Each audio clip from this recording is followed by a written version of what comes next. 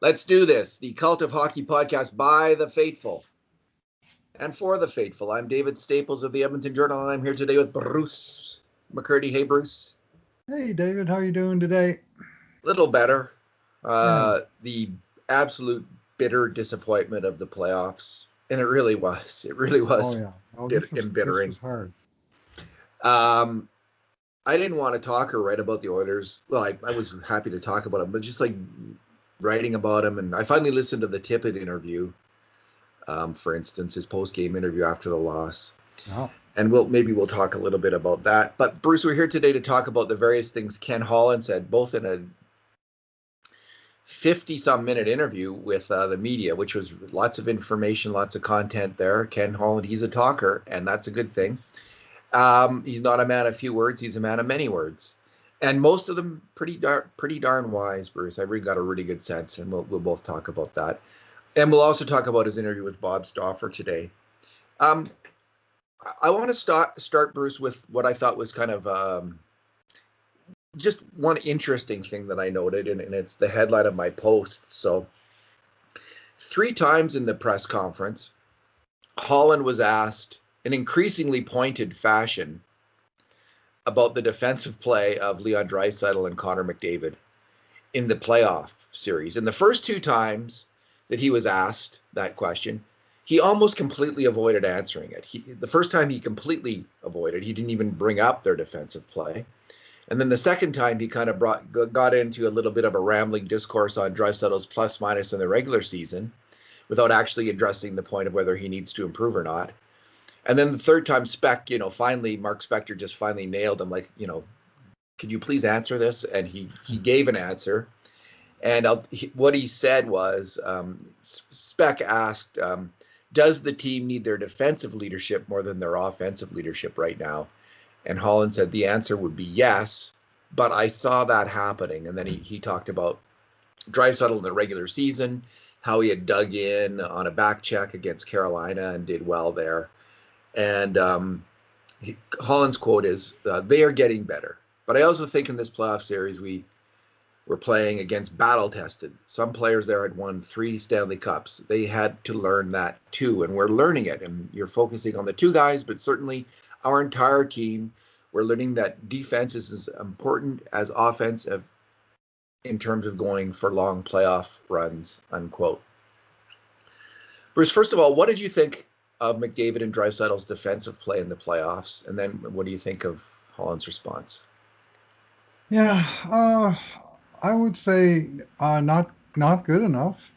Yeah. Defensive play. I mean, they didn't get a lot of saves behind them necessarily, but they got beat on key plays.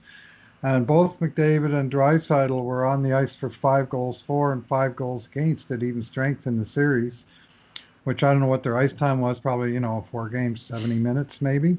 So that's a lot of goals for, but when you're giving up as much as you get, well, you're not really making much progress. And I thought all season that there was, lapses.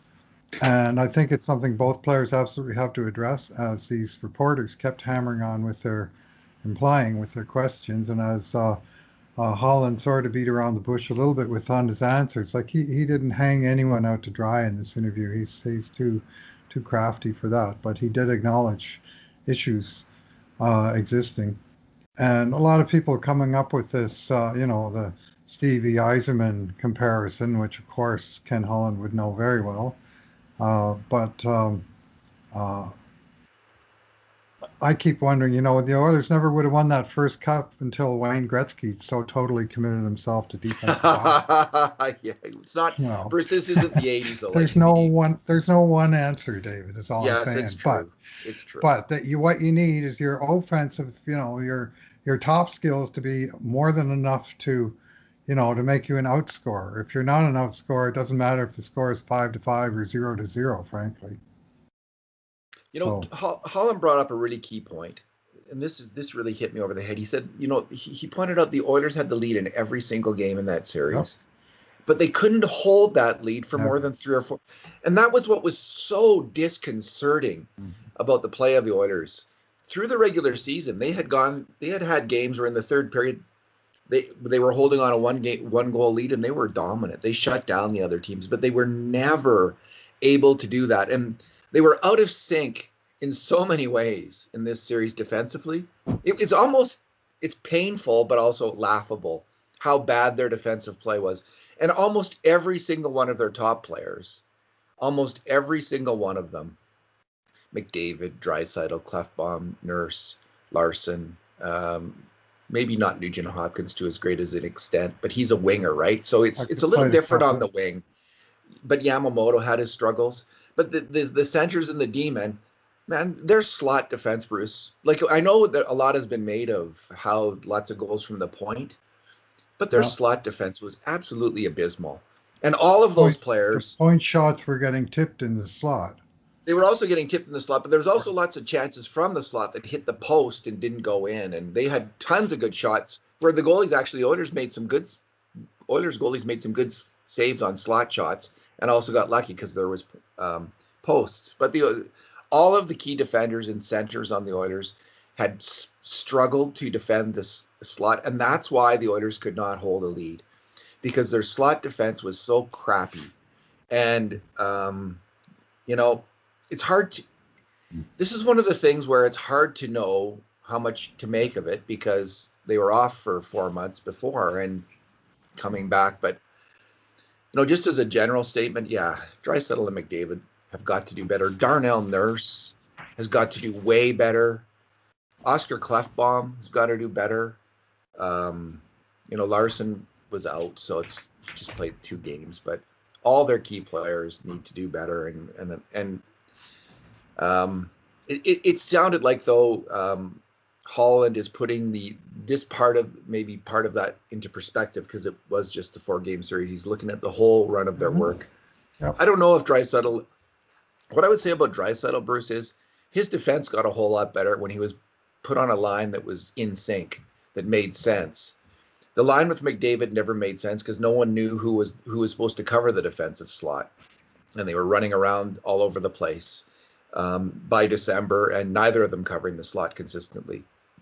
When Draisaitl was put on his own line with Nuge, Draisaitl took responsibility by and large for covering the slot and did a good job. And that line was always in the other team's end, always pressuring the other team, so it wasn't as big a concern. But I thought McDavid also did fairly well on his own as a defensive center when he was without Draisaitl, when he was away from Draisaitl. So going forward, keep those guys on their own lines, damn it. Like, don't put them on the same line again. Yeah.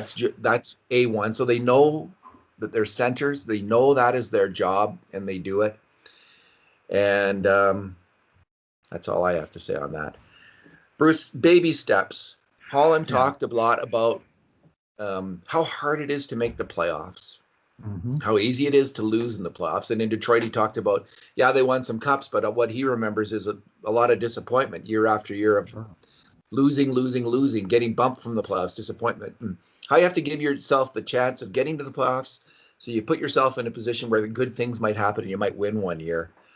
So he talked about baby steps, incremental changes. He talked about 1 or 2 changes for this summer, a few changes for this summer. The team's got to change, but he limited it. And he made also a comment of, you don't want to be in a position, and he said this on Bob Stauffer's show, of moving out 6 or 7 or 8 players each summer, moving out and moving in. And he said he did that the first year because they needed to bring in all these, but he's not interested in doing that because his philosophy is continuity and patience. So what did you make of all that?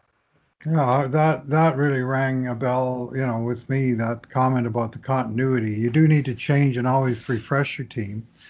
I don't think you can just stick with the entire same team. But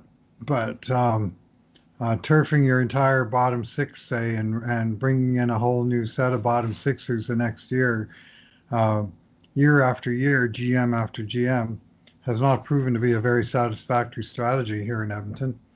And in the case of Holland, he did make some of those wholesale changes this year, brought in different layers of players, and he's clearly, by the number of extensions that he's signed, with the likes of Josh Archibald, Gaetan Haas, Joachim Nygaard, I mean, none of those guys is the be all and end all as a hockey player, but they can all play. And they'll come back here next year with, there'll be more of a sense of continuity for the players themselves within the team, but also for the team, their teammates, knowing what they have, what to expect. And I think Holland made the good point that especially Haas and Nygaard, now they had their feet wet in the NHL level. And he said they only got, 3 and 5 goals, the two of them. But he thinks both are capable of making another step. And I think there's a pretty legit chance that one of them will make the step, and I'm not prepared to guess which one might get the leg up, but it's not impossible both will be better NHL players next year. I think they showed enough that uh, you'd like to think that if they got regular work for a consistent period of time where they were in the lineup in a solid, consistent position, that there's another level to their games, whether it's special teams or just bringing a little bit more offense at even strength or what have you. So not necessarily going out and dumping those guys and bringing in 3 or 4 more plug and play guys. Well, I've noticed that a lot of the plug and play guys we brought in the past have been more plug than play. Bruce, he's not gonna be Peter Chiarelli bold moves. It seemed like every summer Chiarelli was moving out the team's best forward, best winger, excuse me, best winger, and Maroon, Hall, Eberle. So in trying to, for one reason or another, some of them, let's not get into that. But Shirley made a lot of big moves. It doesn't strike me, Bruce, just based on what I hear, because like there's talk right now. Well, you could trade Nurse or Clefbaum, right? Like that's one of the things I'm hearing quite a bit from fans, and we'll discuss it later on ourselves here. But I don't sense he's going to be the big move kind of guy that's going to happen, and I really did love his example of Nygaard and Haas. Mm-hmm. When he talked about this, he's not going to have this airlift and air out every year of players. He immediately went to Nygaard and Haas. Mm-hmm. And those are two players who I really like Mm-hmm. Holland likes them because they can skate and they're smart. So they're both striking me. They can skate, they're smart, they're sound defensively, and they're figuring out a way to help this team. Both of those players. I wish Nygaard had been healthy this playoffs. I think he could have helped them. Haas looked really good in Game 4. He did. I thought so. I want to see more from both players, and I'm glad they're coming back. Frankly, me too. Great to have a GM who recognized that, because I could see it's almost like I was expecting them not to come back, because that's the Oilers, right? They don't bring back the role players. They don't work with the utility players and find a role for them. And so I think we're going to see almost all of them back. I'm not sure about Riley Shea, that's going to come down to money. But Haas is good to go, and I think he's going to be a useful player next year. Nygaard we haven't seen for some time, but the same deal. So I really like his patient approach, because we've had the impatient approach with Chiarelli just recently, and that was a bit of a mess. I like what he said about the baby steps, but making them in the forward direction, and how he said making a big stride forward is absolutely worthless if you take a fall back the next year. You've got to keep building on that. You got to get into the playoffs every year. And he talked about taking a step forward and then 2 back, or step forward and then 3 back, and then mumbled to my radio, and 10 back, in honor of the 10 years in a row Oilers missed the playoffs from 2007 to 16. But also, the last time the Oilers made the playoffs 2 years in a row was 99 to 2000 and 2001. That's a long frickin' time without returning to the playoffs. And I mean, you could say now they haven't made the playoffs for 3 years, and in one sense, technically, you're right. But to me, they made the playoffs. They just got hosed out in a way out of participating in them. I just wrote a big post about that. But and obviously they own some of their failure in the play-in round. But circumstances kind of conspired against them a little bit this year. I think it's fair to say. Anyways, to me, they're building off of a playoff team, but they got to make it back next year. There's just no excuse for not being able to build on it. And Holland stressed that both on in his press avail, and then again on Oilers Now, the same general point that they got to keep moving forward, and you don't necessarily go from he's talking about goals against, he's talking about going from 25th to 15th, and he said you don't necessarily go to second, but you got to get up into the top 10 and make these incremental steps to gradually strengthen all of the weaknesses and not develop any new gaping weaknesses, and uh, just just build your team over a series of years. It's not going to happen overnight, and uh, I think he's right that you're foolish to think that it will. I mean, I guess it can in certain environments, but I think uh, this insistence that there's no room to fall back is, like that's clearly where he's drawn his red line, so to speak, that there's no His room quote, for. yeah, his quote, here's his exact quote. But if we fall back and we miss the playoffs, it's nothing. So he was Mhm. talking about. I'll give the full quote here. If we can play our way into the playoffs in the 2021 season, then you're going to look back and hope that this massive disappointment against the Chicago Blackhawks is going to be the experience and fuel for us, motivation for us to do something better next year in the playoffs. But if we fall back and we miss the playoffs, it's nothing. It would be no factor in the overall scheme of things. And I like that kind of hard-headed realism. Like, Mhm. like there's no BS about that. And really appreciated that. And I also, Bruce, in terms of his patience and continuity comment, I think one of the reasons that he's not just not blasting McDavid and Draisaitl because it would be impolitic to do so. It would certainly be that, but I do think he's taking a very patient approach with these players too. He understands they're a work in progress. They're just like every other player on the team, and they're going to be part of the continuity of the team. They're the heart of the team, the backbone.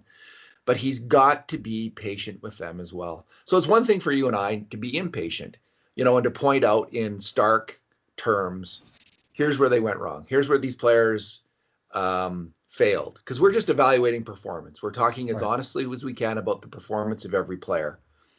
His job is different than our job. His job is to build these players up, to work with them over time, and to turn them into champions. And Mhm. I think his press conference performance was brilliant in terms of defending those players in a very subtle, non-defensive way, avoiding the question a couple times, and finally, when he couldn't, being positive about it and saying, "Hey, we all got work. Everyone's got work on this area, and they know it."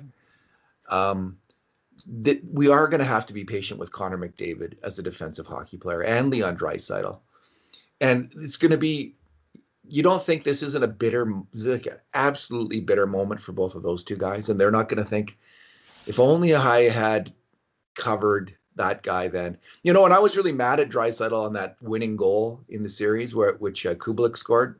Yep. But in looking back on it, Bruce, looking at the videotape, I saw something else actually.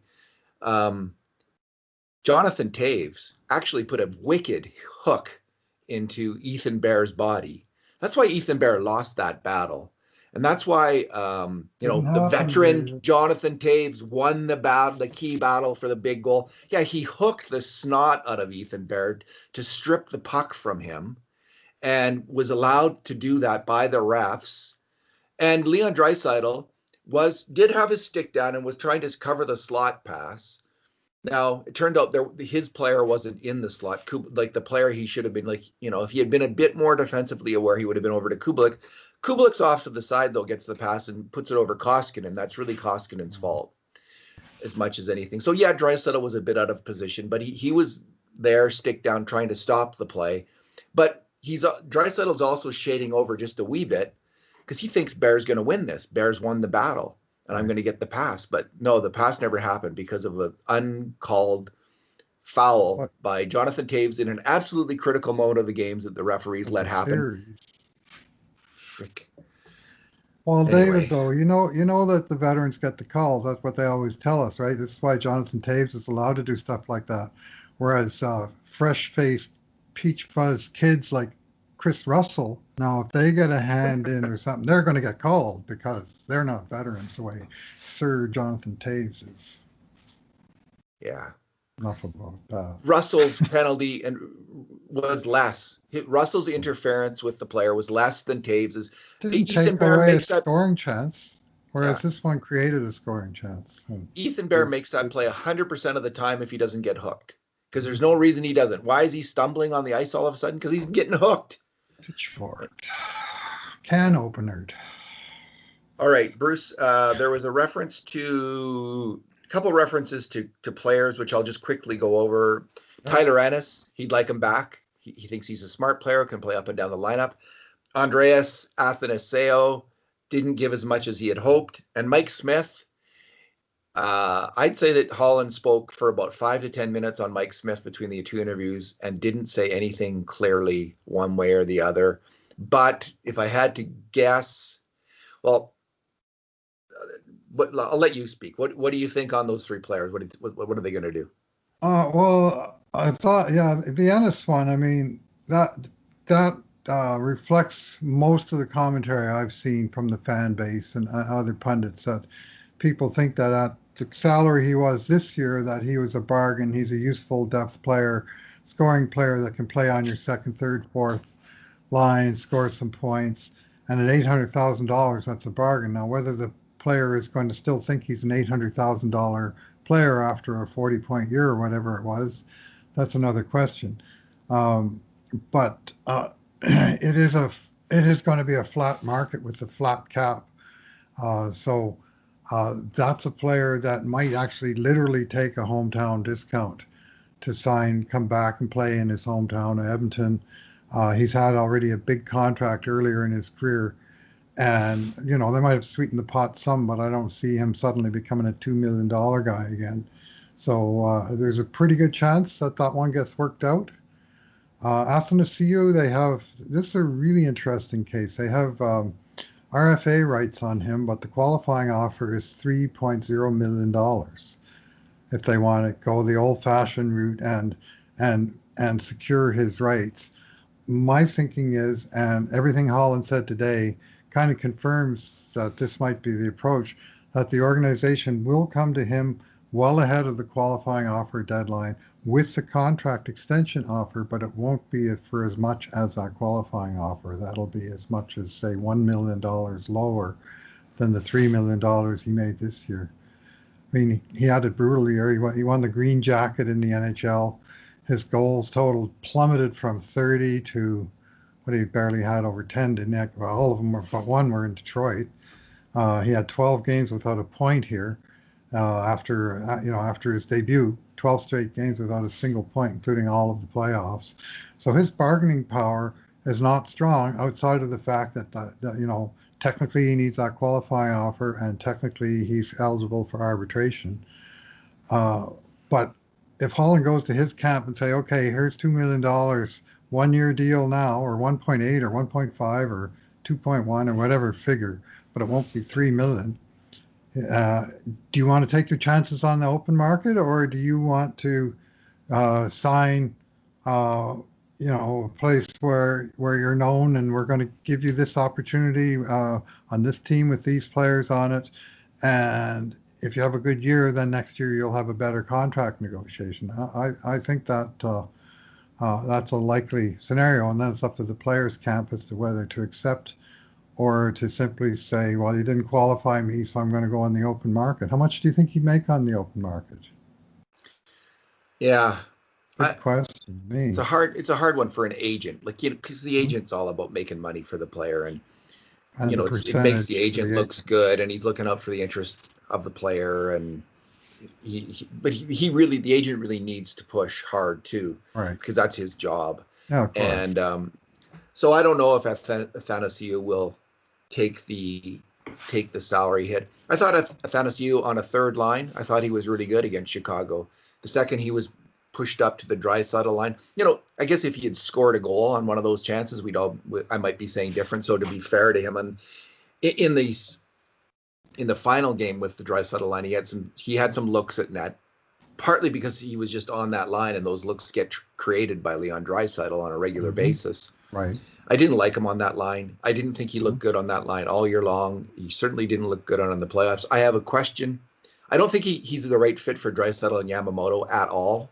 Right. They need to play like Ennis was fine because he's a player who reads the plays, has hockey smarts, works with other players. Nugent Hopkins is obviously brilliant. I think he might fit with McDavid at Athanasiou. And again, I think this was one of the many mistakes Dave Tippett made in the playoffs was not trying Athanasiou with McDavid because McDavid is a very different player than Draisaitl. He's a soloist, McDavid. He carries the puck himself. So he needs players who are going to go to the net hard, essentially, go win the puck hard and get it back to him, and then back check hard when he gives it up. And it's a different role, and it's suited to some players, and I think it might be suited for Athanasiou. So, I mean, I hope he signs here. I think he's a good player, but I don't think they're going to qualify him at that amount. And if they decide to let him go, I'll say, well, such is life. Mike Smith. Yeah. When Tippett didn't start him in Game 4, to me that's a signal. To me, it was a signal he's done as an Oiler. That's how I took it, but I'm probably wrong about that. I just thought if you can't trust him, and then so did I. And I thought if you can't trust him, then Bruce, well, why do you have him? What? Well, but the answer might be because he's a really good other goalie, and you can't do better than that. So maybe he will be back. I don't know. What do you think? I think Holland kind of beat around that bush a little bit, and there certainly was no real vote of confidence in there. And he left open the possibility, but I think Smith is one of several players whose likelihood of returning to the team took a hit during the short postseason. That's something I would have put at 60-40 beforehand is now 40-60, say, or 30-70 that he'll be back. And it's now a case I'm more expecting a different goalie than the same one back. And I wouldn't have said that a month ago. Yeah. Holland said something really interesting, Bruce. I think this was with the media interview, not with Stauffer. He said, quote, "I think I've got a good idea what I'd like to do. Can I do it? That's what I got to find out over the next couple of months. We're salary cap challenged, but there's probably 20 like us when you come up with a flat cap. Trades are going to have to be similar money for similar money if there's a trade." So I just thought he knows what he needs to do here. So what would be the obvious thing that you need to do? I think the obvious thing that this team needs to do is get another forward and get another goalie. Like if you can get a top 6 forward and get a really good goalie. And I wonder if Holland's kind of thinking that way or not. And I don't know. One persistent rumor that's, I don't know if it's just scuttlebutt or what it is at this point, but I keep sort of hearing whispers that the Oilers are interested in Braden Holtby, who's going to be a unrestricted free agent from Washington, and he was in the process of being outplayed by Ilya Samsonov this year, the goalie Washington drafted in the first round of the McDavid draft. He finally is in the league and making the impression they always thought he would. And Holtby's likely going on for greener pastures, but they can't be very green around here because they just don't have enough green to give away at this point unless they can really find a way to clear contract space. So the other aspect is trade, where you can trade contract for contract to fill needs, right? So maybe there's a team out there that has 2 goalies that's looking for an expensive defenseman, and you can trade Chris Russell or Adam Larson and get a contract back. Russell, did you hit the mute button there? That was clever if you did. I did. I was about to sneeze. You rock, so I man. stifled You rock. the mic, and then I stifled the sneeze. So if they get, let's say they could move on from Athanasiou, that would be $3 million. They could $4 million with Russell. $4 million with Russell. Larson or Benning, one or the other, would be either $4 million or $2 million. So there could suddenly be some room to maneuver a bit. Mike Smith is $3 million. So it depends what they do, because they do have a lot of young players, like if they decide, let's say decide to bring in Bruce, one big expensive veteran, like it's $6 or $7 million a year. They can do that if the rest of their players, if they cut salary elsewhere, and the rest of the guys they have, but they have, Tyler Benson and players like that. There are going to be lots of Tyler Ennis's who get the league minimum around that. So there's a possibility the Oilers do have one big move, and I wonder what Holland would want most of all, a goalie or a forward to play with Connor McDavid. And it's going to be interesting to find the right forward to play with Connor McDavid. I think Connor McDavid actually does really well with grinders, with players who, and the more skill they have, the better. But the more kind of up and down winger you have, who plays a very simple game, hard to the net, hard back on the back check. Like imagine Alex Chason with speed, that player, or James Neal with a bit more speed. James Neal 5 years ago. That's kind of the winger I see with McDavid. Not, this fancy passer. I don't think Nuge is the right fit, honestly. I think he's much better suited to play with Draisaitl and Yamamoto.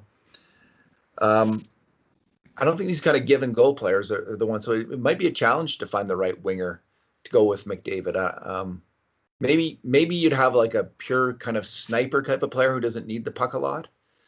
But I don't know what he's going to do. I think there is room to maneuver. But I thought it was interesting that he said he knows what he has to do. Bruce, let's move on to D-men. We've already been kind of talking about it a little bit, but Holland made an interesting comment to Bob Stauffer, and I'll read it to you and get your reaction. Holland said, quote, "Defensemen are at a premium in the National Hockey League. We've got some good pros back there. They're all under the age of 30. I want to make sure we're all not just reacting to a 4-game series in the middle of August." So this was his pondering about trading one of these. Obviously, I think we're talking about Nurse, Klefbom, and Larson here, maybe Benning as well. What do you think they should do? Well, I think Ken Holland's sort of his motto is "Don't panic." And I don't think he's going to panic off of the 4 games in August, as he rightfully points out, which is an aspect that maybe doesn't get as much attention paid as it might in terms of how out of sequence, how out of sort some of these guys might be with this tremendous loss of the normal rhythm of hockey. And I think some of the folks criticizing some of the players for not being like fully ready for game 1 after all that layoff. It's a tall ask for some, and some guys could handle it and some guys couldn't. And I think you saw that a long ways around other teams as well.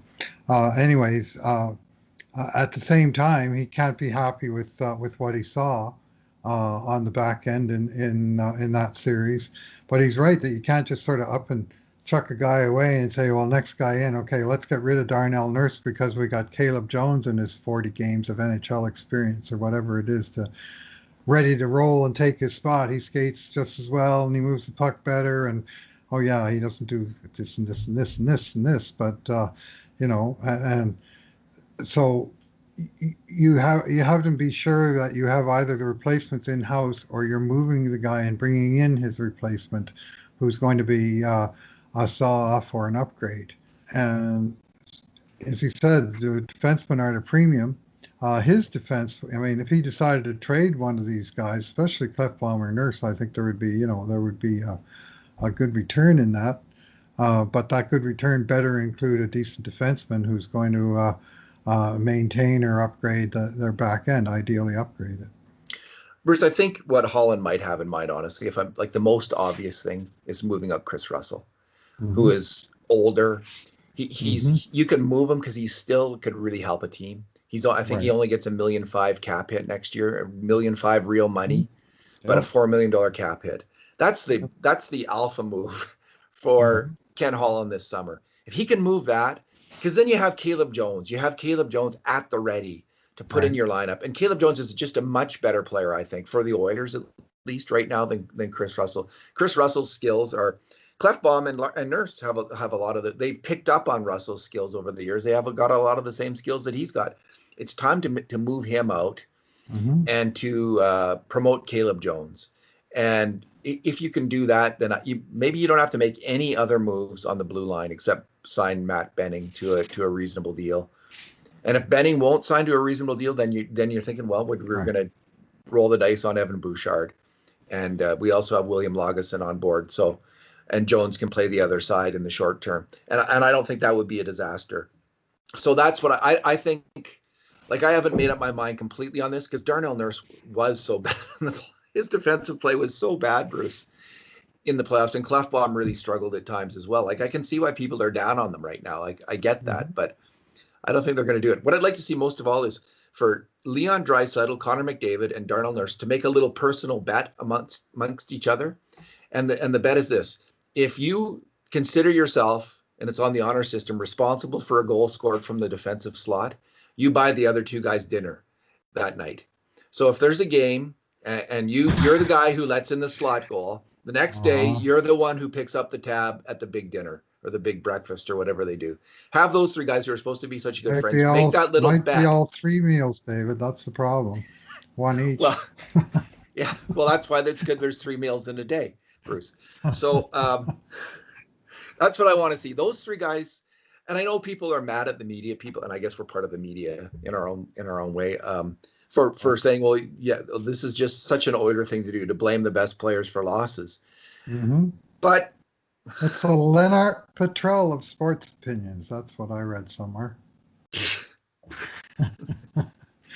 And listen, we're not just doing that. Inspector were really going after it on Oilers Now today, and yeah, on that same idea. Bruce, anyway, if you're not, the difference between us and other people who might be expressing this opinion about McDavid and Draisaitl and Nurse is the main thing out of our mouths, at least my mouth, was blaming the coach for the mistakes they made. I haven't heard a lot of that from a lot of other people. So I think we're blaming lots of people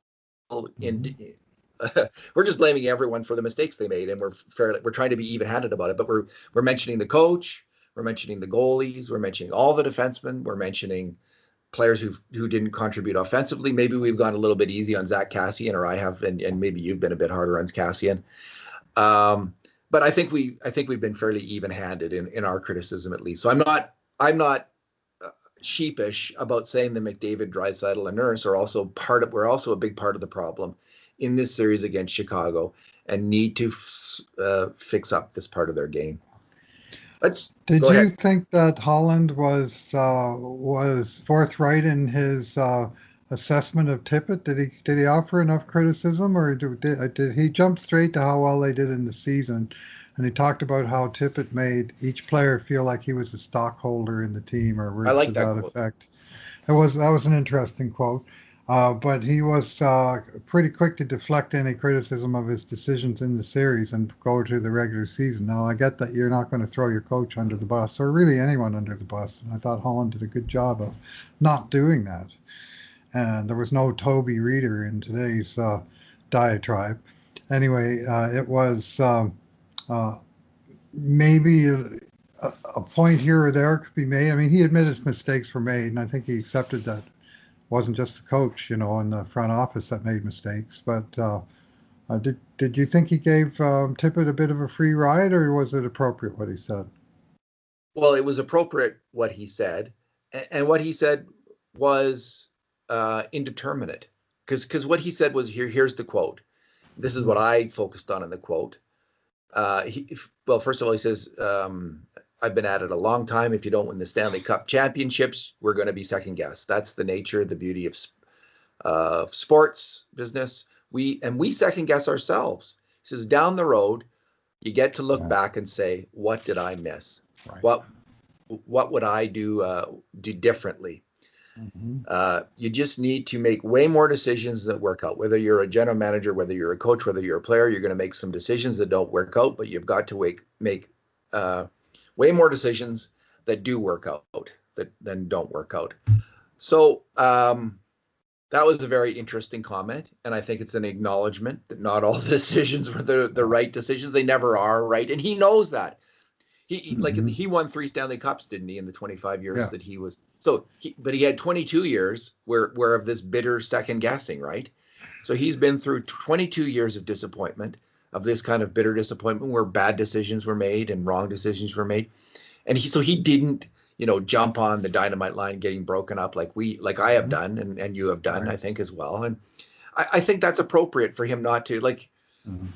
I heard Tippett's explanations of why he broke up Mm-hmm. the dynamite line, and I thought it was a load of bunk. Like everything Tippett said, honestly, like, well, we're trying to build down the road and we need balance. And We McDavid and can't be a one-line team because we one only line got teams Connor can't win in the McDavid on the playoffs. second line. Yeah, it's not a one line team because you have McDavid That and one sounded like a shot at McDavid almost. I mean, I'm sure that's not what he meant, but I mean yeah, that's almost a takeaway. and then he also said something like, "Well, we had McDavid and Draisaitl on one line. They were the best line of the league." Yeah, but Tippett, you only broke them up, if you're completely honest, when they fell apart and were crappy in December. Then you broke them up. The Dynamite Mm-hmm. line had never had that month-long period of being one of the worst lines in the NHL, like the McDavid Draisaitl line had. So Tippett's reasoning, I don't buy it. But I get that it might take him some time to wear that, to process that, to think about that, to think about how the players meshed. I think he has some learning to do about how are you going to get Connor McDavid line mates and who are those players going to be. He's got, I think, if Tippett has to think about one thing this summer, he's got to think about that because I don't think he didn't ace that in Oh. his first year. I think it's a real hard thing to do. His team was best when he isolated McDavid, let the other teams deploy their top defensive players and strategy to stopping McDavid and then unloading the dynamite line on them next shift. Say, okay, you handle that. How are you going to handle this? And having I'd say second, third, and fourth best players on the team on the second line, that gave other teams a dimension they couldn't handle. So I still don't quite understand why he went away from it, but we've been we've been banging that drum for a few days now. So yeah, to answer your question again about did Holland let him off easy? No, I think he was patient with this coach and he understands the process that everyone needs to go through, and I think that's really fair. And I think that Holland sets an example for us as well. Like if we want our team to win, if we want to be good and loyal fans, the faithful, if we want to be the Right. faithful, which we do, I think, Many. but most of the time, Mm-hmm. um, until Not it's time to fire the everyone. coach. Some people are happy. Seems like to be criticizing everything, Well, they're and not. others are happy to let the GM do the work and just follow the team. And most of us are kind of armchair GMs thinking of how it would be different if only we had our way, right? Yeah. So I think Holland set a good example, Bruce, of just with patient when we're evaluating Dave Tippett. Let's go on the whole body of work, and we have mentioned this that he made mostly the right decisions all year long, and that Mm-hmm. we didn't hardly criticize him all year long, and that's Mm-hmm. really important to keep in mind. And even though he seemed kind of obstinate, and I didn't like anything he had to say about his bad decision, like let's give him time and see what he does because he really did do a good job with this team this year, and he was an excellent coach in so many ways. I think And his line combinations were generally speaking, especially in the second part of the year, were fantastic. He really nailed it in January until McDavid and Nygaard got hurt. He had the perfect line combinations, and I wish he had just gone to those January lines again mm-hmm. for the start of the playoffs. But he tried something else, and guess what? He's he's the one who's suffering because of the decisions that he made, I believe. So like I don't think I doubt he's the kind of person who's going to continue to think, well, it was nothing, I didn't do anything wrong. I think like Holland suggests, he's going to think, well, where did it go wrong? But it's going to take a while. Anything else, Bruce, that was said that you want to? Yeah.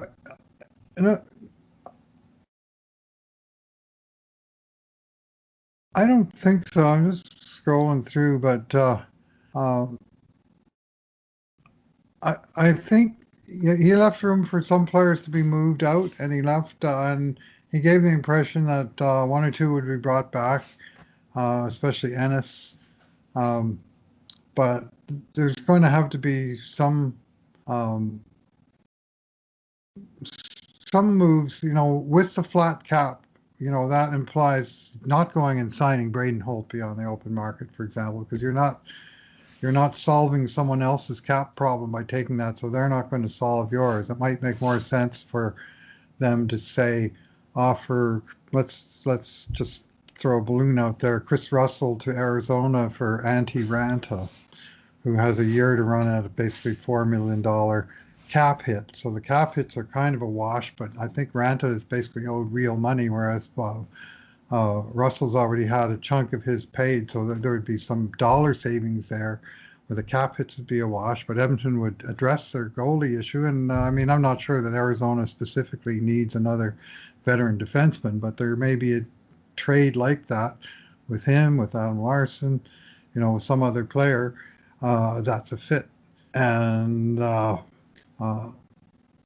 because I'm not sure that the answer in any way is going to be expensive free agents. It's going to be finding a bargain here, finding a bargain there, making a deal there, and just sort of working around the edges of strengthening the core of the team, which for all of its failings in the playoffs or perceived failings in the playoffs, it's a pretty impressive core that the Oilers have, and still improving year over year. If they can't move out Russell, they have a problem. I think then they might have to look at moving out Larson. And because I think they need to make space for Caleb Jones. And both for the team and cap reasons, maybe they buy out Russell. I don't know, but I doubt it. Like, Russell played well. He's a good hockey player. Like, I don't have any problem with Chris Russell's play. I just think it's time, right? They need someone who can move the puck a bit better, get point shots on net better. They got defensive defensemen who replicate his skills. It's time to say goodbye and see what they can do there. Bruce, what did you think of Holland just overall? His overall demeanor?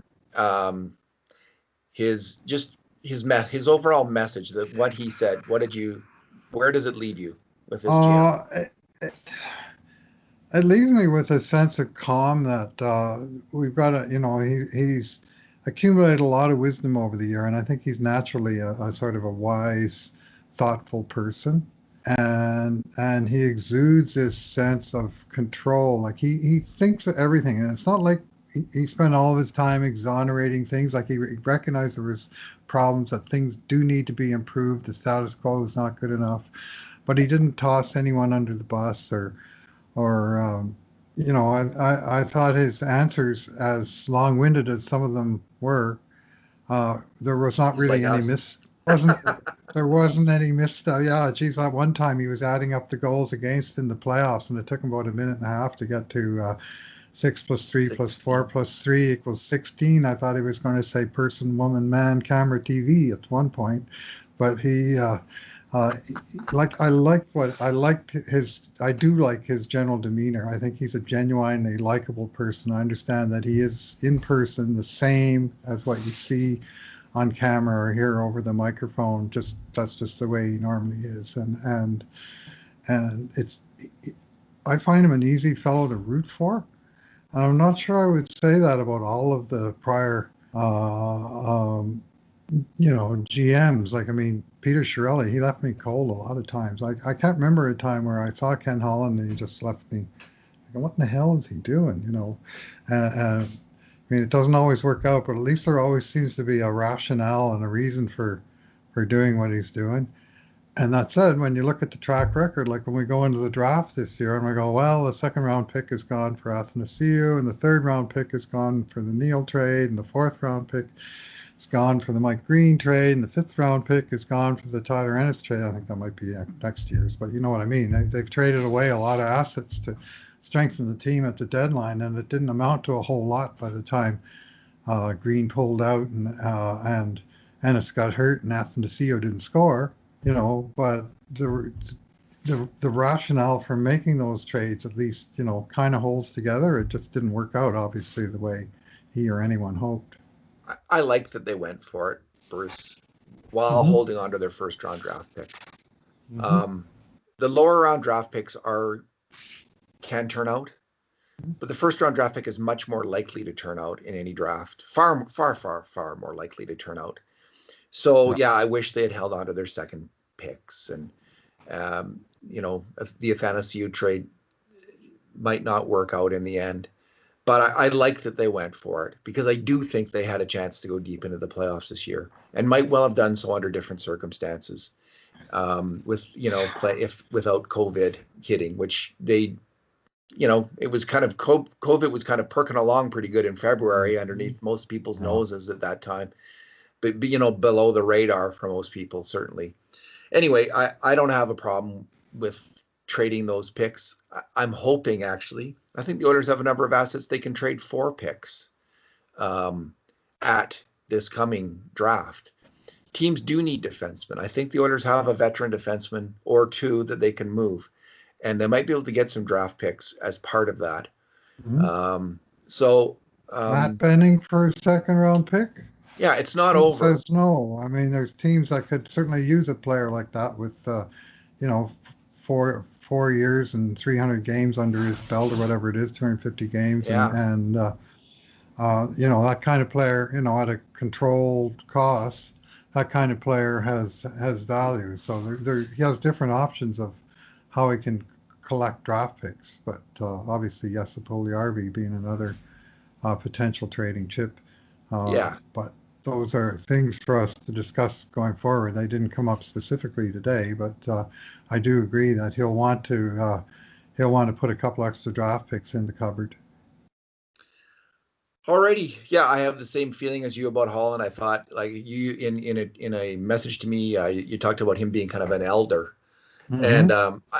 that's a very good word for Yeah. Ken Holland. He's a wise elder of NHL hockey right now, and as long as he's still got the energy, right, takes a tremendous amount of energy and commitment and hunger to be an NHL GM. It's a high stress, high performance job. He seems to still have that. That's why he took on this job. I don't think he's not phoning it in from another No, city. He's definitely here in not. Edmonton. No. He's all in. He's a hockey lifer. He's all in. He's all in with the Oilers. He seems to be, and man, his wisdom just came pouring through in every single answer. And I'm glad that we have someone so steady at the helm of the Edmonton Oilers. I'm glad that Ken Holland is GM.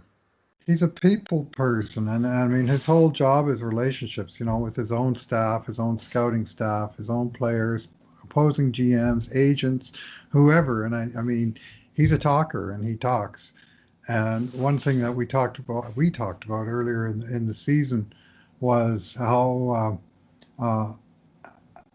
how he kept his promises to the players that he brought in, that he gave them all a chance to play, and he moved on the ones that he didn't think would have a further chance to play.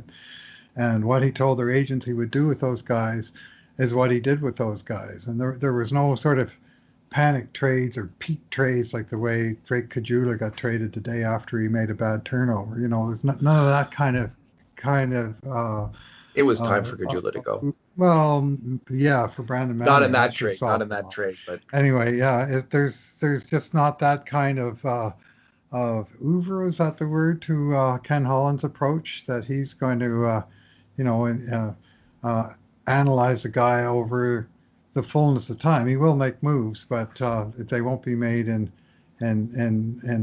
sort of random process the way Peter Chiarelli devolved into over really, had had issues all along, and then by the last year he was doing stuff that just made, to me, no sense at all. I haven't seen anything that's yet true. that Ken Holland did that made no sense at all. Oh, Shirley in his last year was just totally grasping at straws and getting it wrong every single time. Like, just totally, it was totally a mess. Like, Ryan Spooner, he's going to solve things, David. Manning and We need to break the Alex cycle. Petrovic, Let's go and get Petrovich and Manning on the two same guys who day. can't move the puck.